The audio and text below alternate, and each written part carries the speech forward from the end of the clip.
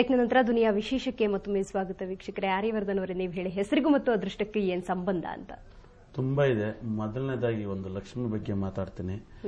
ಈ ಲಕ್ಷ್ಮಿನ ಒಂದು ನೇಮ್ ಇದೆಯಲ್ಲ, ಬಹಳ ಒಳ್ಳೆ ಹೆಸರು. ಎಲ್ಲರಿಗೂ ಲಕ್ಷ್ಮಿ ಬೇಕು ಮನೆಯಲ್ಲಿ, ಅದಿದ್ರೇನೆ ಮನೆ ಚೆನ್ನಾಗಿರುತ್ತೆ. ಈ ಲಕ್ಷ್ಮಿನ ಒಂದು ನೇಮ್ ಇಟ್ಟಿರ್ತಾರೆ.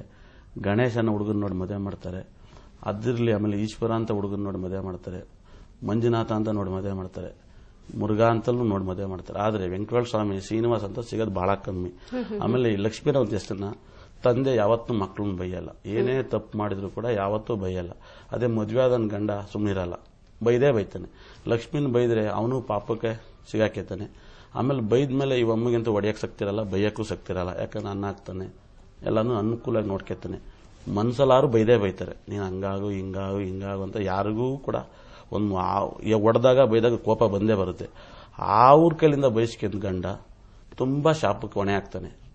ತುಂಬಾ ಅಂದ್ರೆ ಅನಾಹುತಕ್ಕೆ ಸಿಗಾಕೇತಾನೆ. ಹೆಲ್ತ್, ಸಣ್ಣ ಪುಟ್ಟ ಆಕ್ಸಿಡೆಂಟು, ಮುಂಚೆಗಳೇ ಅವ್ರಕ್ಕಿಂತ ಮುಂಚೆಲೆ ತೊಂದರೆಗೊಳಗಲಾಗುತ್ತೆ. ಯಾಕಂದ್ರೆ ಫಸ್ಟ್ ಆಫ್ ಆಲ್ ಲಕ್ಷ್ಮಿನ ಒಂದು ನೇಮ್ ಇಟ್ಕೊಂತ ಗಂಡಿರಲ್ಲ ಚೆನ್ನಾಗಾಗ್ತಾರೆ.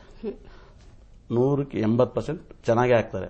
ಆದ್ರೆ ಅವ್ರ ಗಂಡರಿಗೆ ಆಯಸ್ಸು ಕಮ್ಮಿ ಆಗ್ತಾ ಬರ್ತಾ ಇರುತ್ತೆ. ಇದು ಯಾಕೆ ಹೇಳ್ತಾ ಇದೀನಿ ಅಂದ್ರೆ, ತುಂಬಾ ಲೆಕ್ಕಾಚಾರ ಮಾಡಿದೆ. ವೈಎಸ್ ರಾಜಶೇಖರ ಹೆಂಡತಿ ಹೆಸರು ಲಕ್ಷ್ಮಿ, ಈರಪ್ಪನ ಹೆಂಡತಿ ಹೆಸರು ಲಕ್ಷ್ಮಿ, ವಜ್ರಮ್ಮನ ಹೆಂಡತಿ ಹೆಸರು ಕೂಡ ಲಕ್ಷ್ಮಿ. ತುಂಬಾ ಜನ ಇದ್ದಾರೆ. ಸಾಕ್ಷಾತ್ ವೆಂಕಟೇಶ್ವರ ಸ್ವಾಮಿ ಹೆಂಡತಿ ಹೆಸರು ಕೂಡ, ಶ್ರೀನಿವಾಸ ಹೆಂಡತಿ ಕೂಡ ಲಕ್ಷ್ಮಿ. ಅವರು ಕೂಡ ತಳಗಡೆ ಬಂದು ಪದ್ಮಾವತಿ ಮದುವೆ ಮಾಡ್ಕೊಂಡ್ರು. ಹಿಂಗ್ ಇನ್ನೊಬ್ರು ನೋಡಬಾರ್ದು ಅನ್ನೋದಕ್ಕೆ ಇದನ್ನ ಹೇಳ್ತಾ ಇದೀನಿ. ದಯವಿಟ್ಟು ನಾನು ಲಕ್ಷ್ಮಿನ ಒಂದು ಹೆಸರು ನೋಡಿರೋ ಪ್ರಕಾರ ಮಕ್ಳಿಗೆ ಇಡಬೇಡಿ. ಲಕ್ಷ್ಮಿನ ಒಂದು ಹೆಸರನ್ನ ಗೌರವ ಕೊಡಿ. ಅದನ್ನ ಇಟ್ಕೊಂಡು ಅವ್ರಿಗೆ ಬೈದು ಅವರು ಒಂದು ಅರ್ಧ ಶಾಪ ಆಗ್ತದೆ. ನೀವು ಬೈದಿದ್ದಕ್ಕೆ ಅರ್ಧ ಶಾಪ. ಇವಾಗ ಲಕ್ಷ್ಮಿ ನಮ್ಗೆ ಕಾಪಾಡಪ್ಪ ಅಂದ್ಬಿಟ್ಟು ಬೈಯಕ್ ಸ್ಟಾರ್ಟ್ ಆದ್ರೆ ಇನ್ನು ಅವ್ರ ಮೂಲ ಎಲ್ಲಾನು ಬೈದಾಕ್ಬಿಡ್ತಾರೆ. ದೇವ್ರನ್ನ ಬೈತಿದ್ದೀನಿ, ನನ್ನ ಮಗಳಿಗೆ ಬೈತಿದ್ದೀರಾ, ನನ್ನ ಹೆಂಡತಿ ಬೈತಿದ್ದ, ಪ್ರಜ್ಞೆನೇ ಇರಲ್ಲ. ದೇವರಿಗೆ ಬೈದ್ಬಿಡ್ತಾರೆ ಆ ಹೆಸರಲ್ಲಿ. ಅದನ್ನೆಲ್ಲ ಮಾಡಬೇಡಿ. ಅದೊಂದು ಹೆಸರು ದಯವಿಟ್ಟು ಇಡಬೇಡಿ. ಅದೃಷ್ಟ ಎಷ್ಟು ಅಂತ ತುಂಬಾ ಅದೃಷ್ಟ ಇರುತ್ತೆ. ಮತ್ತೆ ಉದಾಹರಣೆಗಳ ಮೂಲಕ ತುಂಬಾ ಅಂದ್ರೆ ಲಕ್ಷ್ಮೀನವ್ರ ಕಣ್ಗಾಲ್ ಪುಟ್ಟಣ ಏನು ಇರಲ್ಲ ಪಾಪ, ತುಂಬಾ ಚೆನ್ನಾಗಾದ್ರು.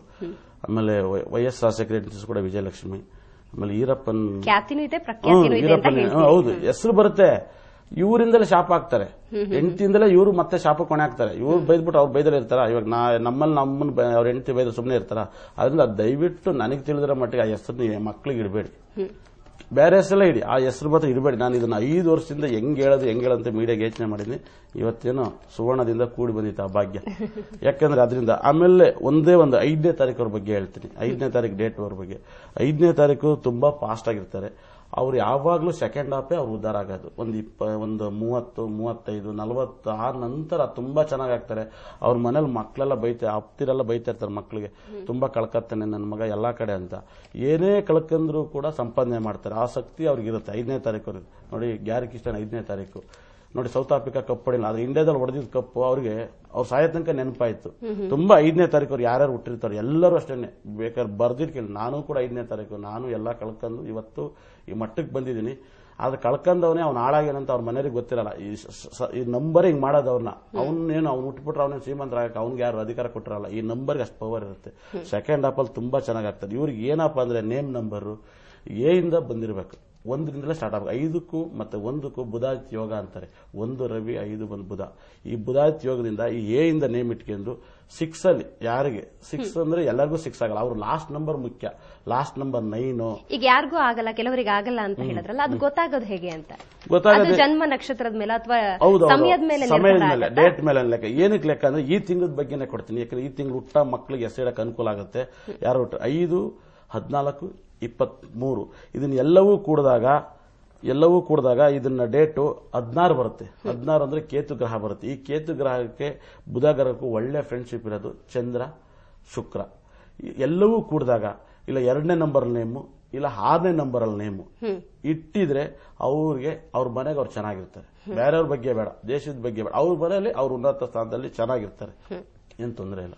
ಈ ಹೆಸರಿಗೂ ಮತ್ತು ಅದೃಷ್ಟಕ್ಕೂ ಏನ್ ಸಂಬಂಧ ಅಂತ ಕೇಳಿದ್ರೆ, ಅದ್ರ ಜೊತೆಗೆ ಯಾವ್ದ್ರ ಆಧಾರದ ಮೇಲೆ ಅದೃಷ್ಟ ನಿರ್ಧಾರ ಆಗುತ್ತೆ? ಹೆಸರಿನ ಮೇಲೆ ನಿಂತಿದೆಯಾ ಅಂತ? ಖಂಡಿತವಾಗ್ಲು. ಈಗ ಹೆಸರ ಮೇಲೆ ಅಂತ ನಾವು ಆಗ್ಲೇ ಇವರು ಹೇಳಿದಾಗೆ ಹೆಸರ ಮೇಲೆ ಒಂದು ಖಂಡಿತ ಅದಕ್ಕೊಂದು ಶಕ್ತಿ ಇದೆ. ಹೆಸರಿಗೆ ಅನ್ನೋದು ಅಕ್ಷರ ಇದೆಯಲ್ವಾ, ಅಕ್ಷರ ಜೋಡಣೆಯಲ್ಲಿ ಒಂದು ಶಕ್ತಿ ಇದ್ದೇ ಇದೆ. ಆದ್ರೆ ಅವ್ರಿಗೆ ಅದೃಷ್ಟ ತರುತ್ತಾ ಇಲ್ಲ ಅನ್ನೋದು ಅವರ ಜನ್ಮ ದಿನಾಂಕವನ್ನ ನಾವು ನಿರ್ಣಯ ಮಾಡ್ತಗೋಬೇಕು. ಜನ್ಮ ದಿನಾಂಕ ಅಂದಿದ ತಕ್ಷಣ ನೋಡಿ, ನಾವು ಹಳೆ ಪುರಾತನದ ಹಬ್ಬಗಳನ್ನ ನಾವು ಸ್ವಲ್ಪ ಯೋಚನೆ ಮಾಡ್ಬೇಕಾಗತ್ತೆ. ಗರುಡ ಪಂಚಮಿ, ಗರುಡನಿಗೆ ಪಂಚಮಿ ಅಂತಂದ್ರೆ ಅಲ್ಲಿ ಪಂಚಮಿ ಅನ್ನೋದು ಸಂಖ್ಯೆನೇ ಇಲ್ಲದೆ ಹೋದ್ರೆ ಅಲ್ಲಿ ಪಂಚಮಿ ವೇಸ್ಟ್ ಡೈಲಿ ಬರುತ್ತೆ. ನಾಗರ ಪಂಚಮಿ, ಗರುಡ ಪಂಚಮಿ ಅಂತ ಹೇಳ್ತೀವಿ, ಮತ್ತೆ ಶ್ರೀರಾಮ ನವಮಿ ಅಂತ ಹೇಳ್ತೀವಿ. ಅಂದ್ರೆ ಶ್ರೀರಾಮ ಹುಟ್ಟಿರ್ತಕ್ಕಂಥ ನವಮಿ ದಿನ ಅಂತ ಅಲ್ಲಿಗೂ ಒಂದು ಸಂಖ್ಯೆಗೆ ಒಂದು ಶಕ್ತಿ ಇದೆ, ನವ ಅಂತ. ಮತ್ತೆ ಅಷ್ಟೇ ಅಲ್ಲ, ವಿಜಯದಶಮಿ ಅಂತ ಹೇಳ್ತೀವಿ. ಈ ರೀತಿ ಸಂಖ್ಯೆಗೂ ಒಂದು ಶಕ್ತಿ ಇದೆ. ಆ ಸಂಖ್ಯೆಗಳನ್ನ ಕರೆಕ್ಟ್ ಆಗಿ ಜೋಡಣೆ ಮಾಡಿ ಹೆಸರಿಟ್ಕೊಂಡ್ರೆ ಅವ್ರಿಗೆ ಅದೃಷ್ಟ ಬಂದೇ ಬರುತ್ತೆ. ಯಾವ ರೀತಿ ಈಗ ಇವ್ರು ಹೇಳಿದಾಗೆ ಹುಟ್ಟಿದ ದಿನಾಂಕನೇ ಅವ್ನಿಗೆ ಲಕ್ಕಿ ನಂಬರ್ ಅಂತ ಹೇಳ್ಬೋದು. ಯಾವ ದಿನ ಹುಡ್ತಾನೋ ಅದು ಅವ್ನಿಗೆ ಲಕ್ಕಿ ನಂಬರ್. ಆದ್ರೆ ಆ ಲಕ್ಕಿ ನಂಬರ್ ನಲ್ಲಿ ಇರತಕ್ಕಂತಹ ಮಿತ್ರ ಗ್ರಹಗಳು ಅಂತ ಹೇಳ್ತೀವಿ. ಈಗ ಸೂರ್ಯನಿಗೆ ಅವರೇ ಹೀಗೆ ಹೇಳಿದಾಗೆ ಒಂದು ಸೂರ್ಯನಿಗೆ ಮಿತ್ರ ಸ್ಥಾನ ಹೊಂದಿರತಕ್ಕಂಥ ಬುಧ ಅಂತ ಹೇಳ್ತೀವಿ, 5ನೇ ಸ್ಥಾನ. ಮತ್ತೆ 2ನೇದು ಬಂದು ಕೆಲವೊಂದು ಗ್ರಹಗಳಿರುತ್ತೆ. ಆ ಒಂದು ಸಂಖ್ಯೆಗಳು ಅತಿ ಹೆಚ್ಚಾಗಿರ್ಬೇಕು. ಸೂರ್ಯನಿಗೆ ಶತ್ರು ಅಂತಂದಾಗ ಈ 3 ಶತ್ರು ಆಗ್ಬೋದು, ಅಥವಾ 8 ಅಂತ ಹೇಳ್ತೀವಿ. ಈ ರೀತಿ ಶತ್ರುಗಳು ಆದಾಗ ಇದೇನಾಗುತ್ತೆ, ಆ ಒಂದು ಅಕ್ಷರಗಳಲ್ಲಿ ಜೋಡ ಹೆಚ್ಚಾಗಿ ಬಂದಾಗ ಅವನಿಗೆ ಅನ್ಲಕ್ಕಿ ಅಂತ ಹೇಳ್ಬೋದು. ಆದ್ರೆ ಇವರು ಯಾವ ಒಂದು ಹೆಸರನ್ನ ಎಷ್ಟು ಪದಗಳು ಬಿಡಬೇಕು, ಆ ಟೋಟಲ್ ಸಂಖ್ಯೆ ಇವರಿಗೆ ಹೊಂದಾಣಿಕೆ ಆಗುತ್ತಾ ಇಲ್ವಾ, ಅದು ಸಮಸಂಖ್ಯೆನ, ಬೆಸ ಸಂಖ್ಯೆನ, ಅದು ಶತ್ರು ಸಂಖ್ಯೆನ ಅಂತ ಯೋಚನೆ ಮಾಡಿ ನಾವು ಆ ಒಂದು ಹೆಸರನ್ನ ನಿರ್ಣಯ ಮಾಡಿದಾಗ ಖಂಡಿತವಾಗಿಯೂ ಅವರ ಅದೃಷ್ಟ ಅವರಿಗೆ ಬಂದೇ ಬರುತ್ತೆ ಅಂತ ಹೇಳ್ಬೋದು. ಇದಕ್ಕೆ ಹಲವಾರು ಉದಾಹರಣೆಗಳಿವೆ. ಪ್ರಪಂಚದಲ್ಲಿ ನಾವು ಹೋಗ್ತಾ ಹೋದ್ರೆ ಸುಮಾರು ಮದರ್ ತೆರೇಸಾ ಇಂದ ಹಿಡಿದು ಒಬಾಮಾ ಇಂದ ಕೂಡ ಇದಕ್ಕೆ ಆಧಾರ ಇದೆ. ನೋಡಿ, ಒಬಾಮಾ ಹೆಸರು ಹೇಳ್ತೀವಿ, ಬರಾಕ್ ಮೊನಿಲ್ ಅಂತ. ಅವನು ಆಕ್ಚುಲಿ ಒಬಾಮಾ ಬಂದು ಮುಸಲ್ಮಾನ್ ಅಂತಾನೆ ಗೊತ್ತಿದೆ ಎಲ್ಲರಿಗೂ, ಜಾತಿ ವಿಚಾರ ಬರಬೇಕಾಗತ್ತೆ.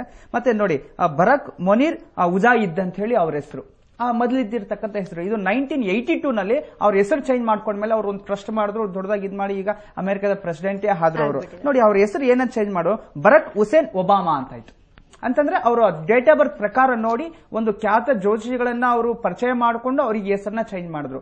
ಅಷ್ಟೇ ಅಲ್ಲ, ಈಗ ಚಿರಂಜೀವಿ, ನಮ್ಮ ಖ್ಯಾತ ನಟರು ಚಿರಂಜೀವಿ ಗೊತ್ತಿರಬಹುದು ನೋಡಿ, ಶಿವಶಂಕರ್ ವರಪ್ರಸಾದ್ ಅಂತ ಅವ್ರ ಹೆಸರಿಟ್ಟು.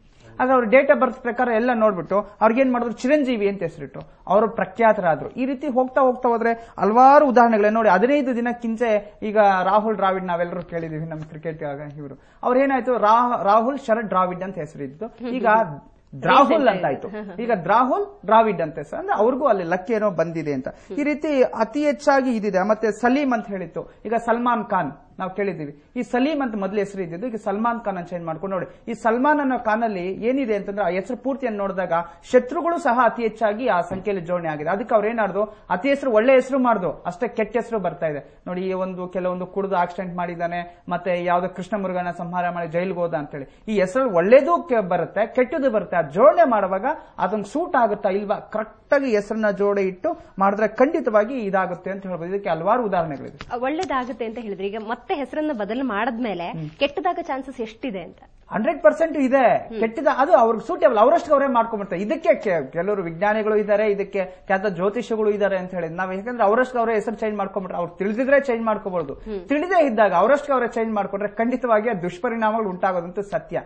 ನೋಡಿ, ಅದು ಹೆಸರು ಚೇಂಜ್ ಮಾಡ್ಕೊಂಡ್ಬಿಟ್ರೆ ಬರೋದಿಲ್ಲ, ಜನರೆಲ್ಲ ಕರೀತಾ ಇದ್ರೆ ಬರೋದಿಲ್ಲ. ಅದಕ್ಕೂ ಒಂದು ಮುಹೂರ್ತ ಅನ್ನೋದು ನೋಡ್ಬೇಕು, ಅಥವಾ ಒಂದು ಟೈಮ್ ಅನ್ನೋದು ನೋಡ್ಕೊಂಡು ಅವತ್ತಿನ ನಾಮಕರಣ ಮಾಡ್ಕೊಳ್ಳೋದು, ಆ ರೀತಿ ಮಾಡ್ಕೊಳ್ಳೋದು ಉತ್ತಮ. ಅಥವಾ ದೇವಸ್ಥಾನಕ್ಕೆ ಒಂದು ಅರ್ಚನೆ ಮಾಡಿಸೋ, ಅಥವಾ ಅವ್ರಿಗೆ ಆ ಪದ್ಧತಿ ಇಲ್ಲ ಅಂತಂದ್ರೂ ದಿನಕ್ಕೆ 108 ಸಲ, 108 ಟೋಟಲ್ 9 ನೋಡಿ, ಅಲ್ಲಿ ಕೂಡ ಒಂದು ಸಂಖ್ಯೆ ಅನ್ನೋದು ಅಲ್ಲಿ ಬರುತ್ತೆ. ಈ 108 ಸಲ ಬರೆದ ರೀತಿ 48 ದಿನ ಬರೆಯೋದು, ಅದೊಂದು ಕ್ರಿಯೆ.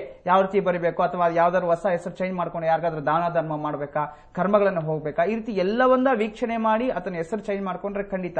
ಆಗ್ಲೇ ಇವರು ಗುರುಗಳು ಹೇಳಿದ ಹಾಗೆ ಲಕ್ಷ್ಮಿ ಅಂತ ಹೆಸರು, ಲಕ್ಷ್ಮಿ ಆ 2 ಅಕ್ಷರನೇ ಬರುತ್ತೆ ನೋಡಿ. ಹೆಣ್ಮಕ್ಳಿಗೆ 2 ಅಕ್ಷರ ಎಲ್ಲಿ ಇಟ್ಟಿರ್ತಾರೋ ಅವ್ರು ಯಾವತ್ತು ಉದ್ಧಾರ ಆಗಿಲ್ಲ ಅಂತ ಹೇಳ್ತಾರೆ. ಇವ್ರು ಹೇಳಿದ್ರೆ ಅವಾಗೆ ಸ್ವಲ್ಪ ಹೆಸರನ್ನ ಲಾಸ್ಟ್ ಅಲ್ಲಿ ಲಕ್ಷ್ಮಿ ಬಂದ್ರೆ ಓಕೆ, ಖಾಲಿ ಲಕ್ಷ್ಮಿ ಅಂತ ಇರ್ತಾರೆ, ಲತಾ ಅಂತ ಇಟ್ಟಿರ್ತಾರೆ ನೋಡಿ. ಲತಾ ಅನ್ನೋರ್ ಜೀವನ ಹತ್ರ 1000 ಕಸ್ಟಮರ್ಸ್ ಇದ್ದಾರೆ. ಅವ್ರು ಲತಾ ನೋಡೋದು ಯಾರಿದ್ರು ಬೇರೆಯವ್ರ ಮೇಲೆ ಡಿಪೆಂಡ್ ಆಗಿರ್ತಾರೆ, ಅವ್ರ ಓನ್ ನಾಲೆಜ್ ಇರಲ್ಲ. ಲತೆ ಅಂತ ಹೇಳ್ತೀವಿ, ಆ ಲತೆ ಏನಾಗುತ್ತೆ, ಒಂದು ಆಧಾರದ ಮೇಲೆ ಬೆಳಿಬೇಕು ಆ ಬಳ್ಳಿ. ಈ ರೀತಿ ಹೆಸರುಗಳಿಗೂ ಸಹ ಹೆಣ್ಣು ಮಕ್ಕಳಿಗೆ 2 ಅಕ್ಷರ ಇರೋದನ್ನ ತಪ್ಪಿಸಬೇಕು. ಮತ್ತೆ 2 ಅಕ್ಷರದಲ್ಲಿ ನಿಕ್ ನೇಮ್ ಅಂತ ಇರ್ತಾರೆ, ಅದನ್ನ ಕರೆಯೋದನ್ನ ತಪ್ಪಿಸಬೇಕು. ಹೆಸರನ್ನ ಕರೆದ್ರೆ ಖಂಡಿತವಾಗಿ ಪೂರ್ತಿ ಹೆಸರನ್ನ ಕರೆದ್ರೆ ಅವ್ರು ಖಂಡಿತವಾಗ್ಲೂ ತುಂಬಾ ಚೆನ್ನಾಗಿರ್ತಾರೆ ಜೀವನದಲ್ಲಿ. ಗುರುಗಳೇ, ಈಗ ಜನ್ಮ ರಾಶಿ ಅಥವಾ ಜನ್ಮ ಸಮಯದ ಆಧಾರದ ಮೇಲೆ ಒಂದು ಹೆಸರನ್ನ ಇಟ್ಟಿರ್ತಾರಲ್ಲ, ಅದನ್ನ ಹೆಸರಿಡಿದು ಕರಿಬಹುದಾ? ನಿಕ್ ನೇಮ್ ಅನ್ನೋದು ಇತ್ತೀಚಿನ ದಿನಗಳಲ್ಲಿ ಕಾಮನ್ ಆಗ್ಬಿಟ್ಟಿದೆ. ಸೊ ಪೂರ್ತಿ ಹೆಸರನ್ನು ಕರೆಯೋ ಒಂದು ಮಾತನ್ನ ಹೇಳಿದ್ರಿ, ಯಾವ್ದನ್ನ ಕರಿಬೇಕು ಅಂತ? ಖಂಡಿತವಾಗ್ಲು ಈಗ ಜನ್ಮ ನಕ್ಷತ್ರ ಅಂತ ಹೇಳ್ತೀವಿ. ಜನ್ಮ ನಕ್ಷತ್ರ ಈಗ ಮೇಷರಾಶಿ, ಅಶ್ವಿನಿ ನಕ್ಷತ್ರ, ಚೂಚೆ ಚೋಲ ಅಂತ ಹೇಳ್ತೀವಿ. ಯಾವ್ದೋ ಒಂದು ಲಕ್ಷ್ಮೀನಾರಾಯಣ ಅಂತ ಒಂದು ಹೆಸರು ಬಂತು. ಆದಾಗ ನಾವು ಆ ಡೇಟಿಗೆ ನೋಡ್ಬೇಕು. ಆ ಡೇಟಿಗೆ ನಾವು ನೋಡಿದಾಗ, ಈಗ ನಾವು ನಾಮಬಲ ಬಗ್ಗೆ ಮಾತಾಡ್ಬೇಕಾದ್ರೆ ಇದನ್ನು ಅದನ್ನ ಸೇರಿಸ್ಕೊಂಡು ಹೇಳ್ತೀನಿ. ಈ ಡೇಟ್ ಅನ್ನು ನಾವು ನೋಡಿದಾಗ ಆ ಡೇಟ್ಗೆ ಮಿತ್ರ ಸ್ಥಾನಗಳು ಯಾವ್ಯಾವ ಇರುತ್ತೆ, ಆ ಮಿತ್ರ ಸಂಖ್ಯೆಗಳನ್ನ ಪ್ರಾರಂಭ ಮಾಡಿಕೊಂಡು ಅಥವಾ ಮಧ್ಯದಲ್ಲಿ ಅತಿ ಹೆಚ್ಚಾಗಿ ಬರೋ ತರ ಮಾಡಿ ಕೊನೆಯಲ್ಲಿ ಯಾವ ಸಂಖ್ಯೆ ಬರಬೇಕು ಆ ರೀತಿ ಮಾಡಿದಾಗ ಈ ನಕ್ಷತ್ರ ನಾಮನೂ ಅದಕ್ಕೆ ಅನ್ವಯಿಸುತ್ತೆ. ಈ ನಾಮಬಲಿಯಿಂದ ಅವ್ರು ಚೆನ್ನಾಗಿರುತ್ತೆ ಅಂತ ಹೇಳ್ಬೋದು. ನೋಡಿ, ಲಕ್ಷ್ಮೀನಾರಾಯಣ ಅಂತ ಹೆಸರು ಯಾರು ಇಟ್ಟಿದಾರೋ ಅವರೆಲ್ಲರೂ ತುಂಬಾ ಚೆನ್ನಾಗಿದ್ದಾರೆ. ಮತ್ತು ನಾವು ಸಂಪ್ರದಾಯಗಳ ಬಗ್ಗೆ ಸ್ವಲ್ಪ ಗಮನಿಸೋಣ. ಈಗ ಏನಾಗುತ್ತೆ ನೋಡಿ, ಯಾದೇವಿ ಸರ್ವಭೂತೇಶು ಲಕ್ಷ್ಮೀ ರೂಪೇಣ ಸಂಸ್ಥಿತ ಮತ್ತೆ ಯಾದೇವಿ ಸರ್ವಭೂತೇಶು ವಿದ್ಯಾರೂಪೇಣ ಅಂತಂದ್ರೆ ಎಲ್ಲಾ ದೇವಿಗಳು ಆಯಾ ಸ್ಥಾನಕ್ಕೆ ಹೋಲಿಕೆ ಮಾಡಿಬಿಟ್ಟಿದ್ದಾರೆ ಉಪನಿಷತ್ತುಗಳು, ಪುರಾಣಗಳು. ಅದೇ ರೀತಿ ನಾವು ಹೋದಾಗ ಈ ಲಕ್ಷ್ಮಿ ಅಂತ ಹೇಳಿದಾಗ ಇವ್ರು ಹೇಳಿದ್ರು ಸುಬ್ರಹ್ಮಣ್ಯ ಅಂತ ಹೇಳ್ತಾರೆ, ಅವ್ರು ಕೊಟ್ಟು ಮದುವೆ ಮಾಡಿದ್ರೆ ಏನಾಗುತ್ತೆ ನೋಡಿ, ಸಂಪ್ರದಾಯನೇ ಚೇಂಜ್. ಲಕ್ಷ್ಮಿ ಅನ್ನೋದು ಏನಾಗುತ್ತೆ ಮಹಾವಿಷ್ಣುಗೆ ಸಂಬಂಧ, ದುರ್ಗಾದೇವಿ ಶಿವನಿಗೆ ಸಂಬಂಧ. ಹೆಸರಿಡುವಾಗ ಯೋಚನೆ ಮಾಡಿ ಹೆಸರಿಡಬೇಕು. ಮತ್ತೆ ಗಾಯತ್ರಿ ಅಂತ ಎಷ್ಟೋ ಜನ ಹೆಸರಿಟ್ಟಿದ್ದಾರೆ, ಆದ್ರೆ ಗಾಯತ್ರಿ ಅಂತ ಹೆಸರಿಟ್ಟಿರೋರೆಲ್ಲ ಒಬ್ರು ಸಹ ಚೆನ್ನಾಗಿಲ್ಲ. ಚೆನ್ನಾಗಿರೋರು ಬಂದು ನಾನು ಮುಂದೆ ಹೇಳಿ ಚೆನ್ನಾಗಿದ್ದೀನಿ ಅಂತ ನೋಡಿ. ಆ ಗಾಯತ್ರಿ ಅನ್ನೋ ಹೆಸರಲ್ಲಿ ಕೂಡ ಅಷ್ಟೊಂದು ಶಕ್ತಿ ಇದೆ, ಅವ್ರು ಸೂಟೇಬಲ್ ಆಗಲ್ಲ. ಗುರುಗಳ ಇನ್ನೊಂದು ಪ್ರಶ್ನೆ ಅಂತ ಹೇಳಿದ್ರೆ, ಈ ರೀತಿಯ ಹೆಸರನ್ನ ಅಥವಾ ನಾಮಕರಣ ಮಾಡಬೇಕಾದ್ರೆ ಅಲ್ಲಿ ಜ್ಯೋತಿಷಿಗಳ ಸಮ್ಮುಖದಲ್ಲೇ ಆಗುವಂತ, ಯಾಕೆ ಅವರಿಗೆ ಇದು ಗಮನಕ್ಕೆ ಬರಲಿಲ್ವಾ? ಗಮನಕ್ಕೆ ಬಂದಿದೆ ಅನ್ನೋದಕ್ಕಿಂತ ಆಗ ಅವರು ಅಷ್ಟೊಂದು ಸೂಕ್ತವಾದವಾಗಿ ಅವರು ಯೋಚನೆ ಮಾಡಿರಲ್ಲ.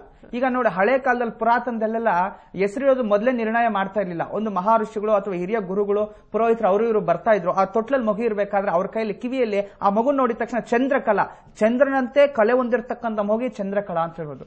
ಕಮಲಾವತಿ, ಕಮಲ ಪುಷ್ಪ ನೋಡಕ್ಕೆ ಎಷ್ಟೊಂದು ಸೌಂದರ್ಯವಾಗಿರುತ್ತೆ, ಅಷ್ಟೊಂದು ಸೌಂದರ್ಯವಾಗಿದೆ ಅಂತ ಹೇಳಿ ಹೆಸರು ಅಲ್ಲೇ ನಿರ್ಣಯ ಮಾಡ್ಬಿಟ್ಟು ಹೋಗ್ಬಿಡ್ತಾ ಇದ್ರು ಋಷಿಗಳೆಲ್ಲ. ಆದ್ರೆ ನಕ್ಷತ್ರ ನೋಡಿ ಅವರು ಅದನ್ನ ಇಡ್ತಾ ಇದ್ರು ಅಂತಾನೂ ಸಹ ಹೇಳ್ತಾ ಇದ್ರು. ನೀವು ಹೇಳಿ, ಎಷ್ಟು ಪ್ರಮಾಣದಲ್ಲಿ ಫಲ ನಿಗದಿ ಆಗುತ್ತೆ? ಖ್ಯಾತಿ ಪ್ರಖ್ಯಾತಿಯನ್ನ ಹೋಲಿಸಿ ಹೇಳೋದಾದ್ರೆ ಯಾವ ರೀತಿ ಹೆಸರುಗಳನ್ನ ಇಡಬೇಕು ಅಂತ ನೋಡಿ. ಒಂದ್ಸರಿ ಜಾತಕ ಹುಟ್ಟಿದ ಮಗನಿಗೆ ಯಾರ ಕೈಲೂ ಕೂಡ ಜಾತಕ ಚೇಂಜ್ ಮಾಡಕ್ಕಾಗಲ್ಲ. ನಕ್ಷತ್ರ ಜಾತಕ ನಾವು ಏನ್ ಚೇಂಜ್ ಮಾಡ್ಕೊಂಡ್ರು ನೇಮು ಹಾಕೋ ಬಟ್ಟೆನೆ ಚೇಂಜ್. ಒಬ್ಬ ಮನುಷ್ಯನಿಗೆ ನೇಮನಿಂದ ಒಬ್ಬನಿಗೆ ಯೋಗ ತರುತ್ತೆ. ತುಂಬಾ ನೋಡಿ, ಇವಾಗ ರನ್ನಿಂಗ್ ಇರೋಂಥ ನೇಮ ಸಂಜಯ್ ದತ್ ಅಂತ, ಸಂಜಯ್ ಅನ್ನೋರೆಲ್ಲ ನೀವು ನೋಡಿ ತುಂಬಾ ಬೆಳೆದು ಬಿಡ್ತಾರೆ. ತುಂಬಾ ಜನ ದೊಡ್ಡ ದೊಡ್ಡ ವ್ಯಕ್ತಿಗಳೆಲ್ಲ ನೋಡಿದ್ವಿ. ಅವರು ಕತ್ಲೆ ಕೊನೆಗೆ ಹೋಗಿ ಸಿಗಾಕಿರ್ತಾರೆ. ಸಂಜಯ್ ಅನ್ನೋ ಒಂದು ಹೆಸರು, ಆ ಹೆಸರು. ಆಮೇಲೆ ನೋಡಿ, ಅಷ್ಟೆಲ್ಲ ಯಾಕೆ ಈ ಹೆಸರು ಪೆಟ್ ನೇಮ್. ಅಮಿತಾಬ್ ಬಚ್ಚನ್ನ ಬಿಗ್ ಬಿ ಅಂತ ಕರೆದು ಎಲ್ಲೆಲ್ಲಿ ಬಿದ್ರು ಅಂತ ಅವ್ರಿಗೆ ಗೊತ್ತಿಲ್ಲ. ಸುಮ್ಮನೆ ಪೆಟ್ ನೇಮ್ ಕರೆದಕ್ಕೆ ಕೋನ್ ಬನ್ನಾಗ ಅಂದ್ಮೇಲೆ ಅವ್ರು ಎಲ್ಲೆಲ್ಲಿ ಕೊಟ್ಟಿಟ್ಟಿರೋ ಅವ್ರಿಗೆ ಗೊತ್ತಿಲ್ಲ. ಆಮೇಲೆ ಹರ್ಭಜನ್ ಸಿಂಗ್ನ ಬಜ್ಜಿ ಅಂತ ಕರೆದು ಅವರು ಕೂಡ ಎಲ್ಲಿ ಯಾವ ಎಣ್ಣೆಲ್ಲಿ ಬಿದ್ರು ಫೈನ್ ಎಲ್ಲ ಕಟ್ಟಿದ್ರು. ಆಸ್ಟ್ರೇಲಿಯಾ ಟೂರ್ ಎಲ್ಲ ತುಂಬಾ ಫೈನ್ ಕಟ್ಟಿದ್ರು ಪೆಟ್ ನೇಮ್. ಇವಾಗ ಧೋನಿ ಏನೋ ಒಂದು ಒಳ್ಳೆ ನೇಮ್ ನಾಮಕರಣ ಮಾಡಿರುತ್ತೆ ಮನೆ. ಅದನ್ನೇ ನೇಮ್ ಅಲ್ಲಿ ತುಂಬಾ ಪವರ್ ಇದೆ. ತುಂಬಾ ಅಂದ್ರೆ ತುಂಬಾ. ಇವಾಗ ಕರೆ ಹೆಸರು ಬಹಳ ಇಂಪಾರ್ಟೆಂಟ್. ಅದನ್ನ ಕರೆಕ್ಟಾಗಿ ವಾಸ್ತವವಾಗಿ ಲೆಟ್ಟಿಟ್ಕೊಂಡ್ರೆ ಒಬ್ರಿಗೆ ಯೋಗ ಬಂದೇ ಬರುತ್ತೆ. 100% ನೆಮ್ಮದಿಯಿಂದ ಊಟ ಮಾಡಬಹುದು ಒಂದು ಹೆಸರಿಂದ. ಅಷ್ಟು ನಾನು ಭರವಸೆ ಕೊಡ್ತೀನಿ. ಏನಕ್ಕೆ ಅಂದ್ರೆ ಆ ನೇಮು. ಆಮೇಲೆ ಎಲ್ಲಕ್ಕಿಂತ ಮೇನ್ ಆಗಿ ಈ ತಿಂಗಳಿದೆಯಲ್ಲ, ಈ ತಿಂಗಳಲ್ಲಿ ರಾಘವೇಂದ್ರ ಸ್ವಾಮಿ ಕಾಪಾಡಪ್ಪ ಶ್ರೀಮನ್ನಾರಾಯಣ 7ನೇ ತಾರೀಕಿದೆಯಲ್ಲ, 7, 16 ಮತ್ತೆ 25 ಈ ಡೇಟ್ ಅವ್ರಿಗೊಂದು ನೇಮ್ ಕೊಡ್ತೀನಿ. ಮಕ್ಕಳು ಹುಟ್ಟಿದ್ರೆ ಇವರಿಗೆ ಎಮ್ಮಿಂದ ನೇಮ್ ಸ್ಟಾರ್ಟ್ ಆಗಿ, ಇಲ್ಲ ಕೆ ಇಂದ ಸ್ಟಾರ್ಟ್ ಆಗಿ, ಇಲ್ಲ 6 ಸ್ಟಾರ್ಟ್ ಆಗಿ 24 ಇಲ್ಲ 15 ಬರೋಂಥ ನೇಮ್, ಕಾಲಿಂಗ್ ನೇಮ್ ಎಲ್ಲವೂ ಕುಡಿದಾಗ 15. ಇವು ಒಂದೊಂದು ತಿಂಗಳಲ್ಲಿ ಎಲ್ಲಾ ಡೇಟು ಚೆನ್ನಾಗಿರಕಲ್ಲ. ಎಲ್ಲಾ ಡೇಟಲ್ಲಿ 24ನೇ ತಾರೀಕು ಕೊಡ್ತಾರಲ್ಲ ಸ್ಟಾರ್ ಆಗಲ್ಲ, ಎಲ್ಲ 6ನೇ ತಾರೀಕು ಕೊಡ್ತಾರಲ್ಲ ಚೆನ್ನಾಗಿರ್ತಾರೆ, 5ನೇ ತಾರೀಕು ಕೊಡ್ತಾರಲ್ಲ ಚೆನ್ನಾಗಿರ್ತಾರೆ ಅಂತ ಹೇಳ್ತಾರೆ. ಎಲ್ಲಾ ತಿಂಗಳಲ್ಲಿ ಹುಡ್ತವ್ರಿಗೆ ಯೋಗ ಚೆನ್ನಾಗಲ್ಲ. ಲಾಸ್ಟ್ ನಂಬರ್ ಕೂಡ ಒಳ್ಳೆ ನಂಬರ್ ಆಗಿ ಬಂದಿರ್ಬೇಕು, ಅವ್ರಿಗೆ ಅವಾಗಲೇ ಯೋಗಗಳು ಬರೋದು. ಇವಾಗ ನೋಡಿ, ಧೋನಿ 7ನೇ ತಾರೀಕು 7ನೇ ತಿಂಗಳು ಹುಟ್ಟವ್ರೆ, ಆದ್ರೆ ಅವ್ರದ್ದೆಲ್ಲವೂ ಕೂಡ 33 ಬರುತ್ತೆ. ಅಂದ್ರೆ ಶುಕ್ರ ನಂಬರ್ ಬರುತ್ತೆ. ಇವತ್ತವರೆಗೂ ಬೇಕಾದ್ರೆ ನೀವು ನೋಡಿ, ನಾನು ಹೇಳ್ತಾ ಇದ್ದೀನಿ, ನಾನು ಕ್ರಿಕೆಟ್ ತುಂಬಾ ನೋಡೋದ್ರಿಂದ ಇವತ್ತವರೆಗೂ ಧೋನಿ ಲಾಸ್ಟ್ ನಂಬರ್ 9 ಬರುತ್ತಲ್ಲ, ಇವತ್ತು ಎಲ್ಲವೂ ಕೂಡ 9 ಬರುತ್ತೆ. ಅವನು 9 ಬಂದಿರೋ ದಿವಸ ಒಂದು ಮ್ಯಾಚ್ ಸೋತಿರೋದು ಇತಿಹಾಸನೇ ಇಲ್ಲ. ಇವತ್ತವರೆಗೂ ನನಗೆ ಯಾರೇ ಫೋನ್ ಮಾಡ್ರೆ 9 ಬಂತು ಲಾಸ್ಟ್ ನಂಬರ್. ಆ 3-3ಗೆ 9 ಲಕ್ಕಿ ನಂಬರ್ ಯಾವಾಗ್ಲೂ. ಈ ನಂಬರ್ಗೆ ಇವ್ರದ್ದು 9 ಬಂದಿರೋದ್ರಿಂದ ಇವ್ರಿಗೆ 6 ಅಲ್ಲೇ ನೇಮ್ ಇಡಬೇಕು. ಬೇರೆ ಏನಾದ್ರು ಇದು ಅಪ್ಪಿ 2ರಲ್ಲೋ ಕೂಡಿದಾಗ ಇಲ್ಲ 4ರಲ್ಲೋ ನೇಮ್ ಇಟ್ಟಿದಾಗ ಅವರು ಎಲ್ಲ ಓದ್ತಾರೆ, ಸುಮ್ಮನೆ ಪಾಸ್ ಆಯ್ತಾನೆ, ಫಸ್ಟ್ ರ್ಯಾಂಕ್ ಬರಲ್ಲ, ಫಲ ಇಲ್ಲ. ಓಕೆ, ನೋಡೋಣ, ಮತ್ತಷ್ಟು ಮಾತಾಡೋಣ. ನಮ್ಮ ಅತಿಥಿಗಳು ಹೇಳೋ ಪ್ರಕಾರ ಹೆಸರಲ್ಲಿ ಯೋಗ ಇದೆ ಅನ್ನೋ ಮಾತನ್ನ ಹೇಳ್ತಾ ಇದ್ದಾರೆ. ಸೊ ಅದು ಯಾವ ರೀತಿ ಯೋಗ ಇದೆ ಅಂತ ನೋಡೋಣ ಪುಟ್ಟ ಬ್ರೇಕ್ ನಂತರ.